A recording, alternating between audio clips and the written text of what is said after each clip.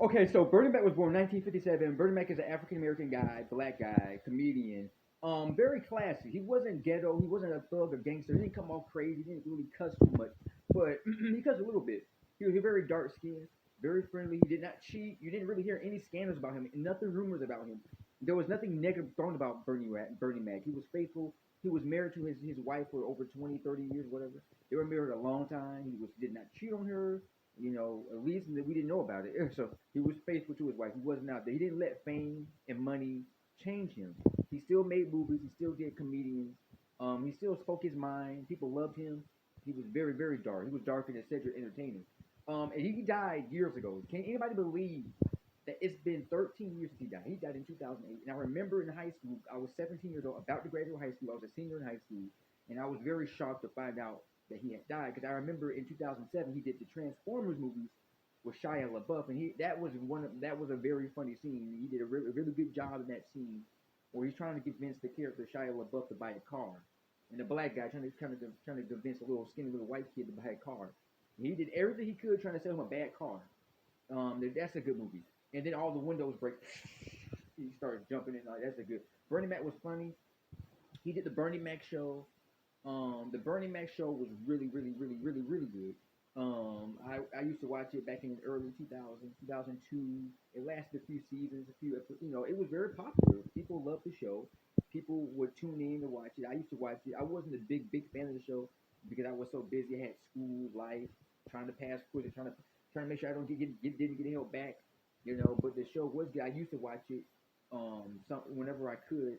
I got a couple of seasons on DVD, so I usually watch it whenever I can.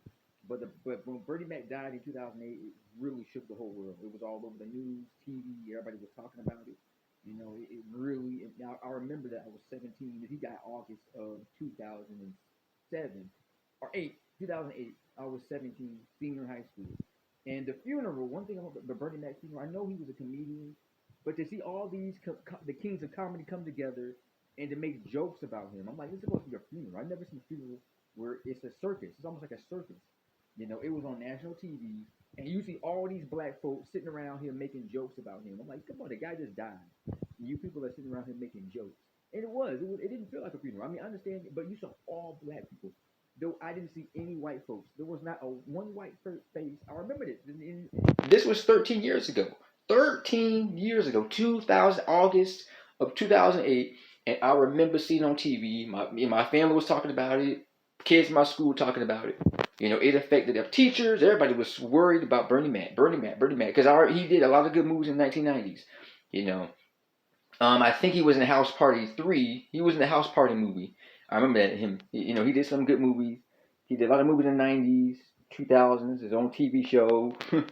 About a black guy raising these kids. It's not even his kids. But anyway, but yeah, I remember when he died in 08, and it was broadcast on national TV.